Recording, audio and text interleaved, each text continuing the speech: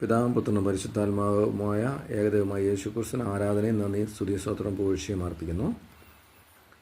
എൻ്റെ പ്രിയപ്പെട്ടവരെ, കുറേ കാലത്തെ പഠനങ്ങൾക്ക് ശേഷം പ്രാർത്ഥനയ്ക്ക് ശേഷമാണ് ഇങ്ങനൊരു ചാനൽ തുടങ്ങുന്നത്. ഈ ചാനലിൻ്റെ പേര് ബ്രീത്തിങ് ഓഫ് ഗോഡ് എന്നാണ്.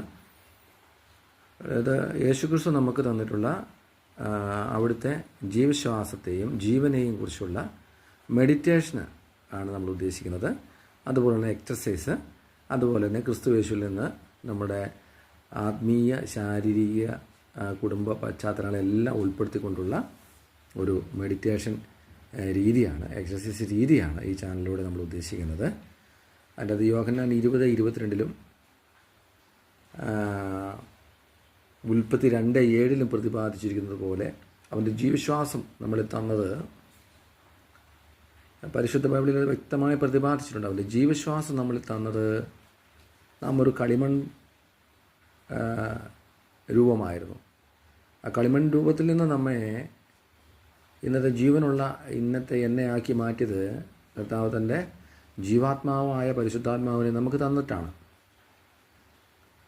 അപ്പോൾ ആ ദൈവത്തിൻ്റെ സന്നിധിയിൽ നമ്മൾ അതിനെക്കുറിച്ച് ഓർത്ത് നന്ദി പറയുകയും മെഡിറ്റേറ്റ് ചെയ്യുകയും ചെയ്യുന്ന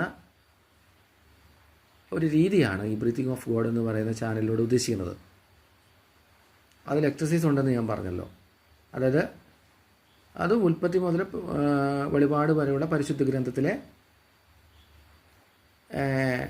കാര്യങ്ങളെ ഉൾപ്പെടുത്തിയാണ് നമ്മൾ ഈ എക്സസൈസും നമ്മൾ രൂപപ്പെടുത്തിയിട്ടുള്ളത്.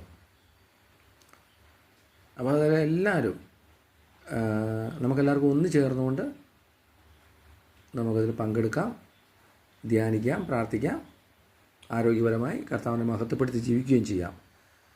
നമുക്കറിയാലോ, അന്യമാത വിഗ്രഹാരാധന രീതികൾ യേശുക്രിസ്തുവിന് എത്രത്തോളം മ്ലേച്ഛതയുള്ളതാണ് എന്ന്. അതിൻ്റെ പരിണിത ഫലം പിൻകാലങ്ങളിലാണ് നമുക്ക് അത് രോഗങ്ങളായിട്ടും പീഡനങ്ങളായിട്ടും പൈശാചികപരമായ പല രൂപങ്ങളിൽ അത് നമ്മളെ ആക്രമിക്കുമ്പോഴാണ് അതിൻ്റെ പരിണിത ഫലം നമുക്ക് തിരിച്ചറിയാനായിട്ട് പറ്റുക. എന്നാൽ യേശുക്രിസ്തുവിൽ ഒരു കുഞ്ഞു കാര്യം ചെയ്താൽ പോലും അതിന് പ്രതിഫലം തരുന്ന സർവശക്തൻ്റെ നാമത്തിൽ അവനിലൂടെ തന്നെ, വഴി സത്യം ജീവനുമായ അവനിലൂടെ തന്നെ നമ്മൾ മുമ്പോട്ട് നീങ്ങുമ്പോൾ നമ്മുടെ അനുഗ്രഹങ്ങളെ അതാത് ദിവസം തന്നെ നമുക്ക് സ്വീകരിച്ച് വിജയിക്കാനേ കഴിയുമെന്നുള്ള പ്രത്യാശയോടും പ്രാർത്ഥനയോടും കൂടെ നമുക്ക് മുന്നോട്ട് പോകാം. എല്ലാവർക്കും നന്ദി. അടുത്ത എപ്പിസോഡിൽ വീണ്ടും കാണാം.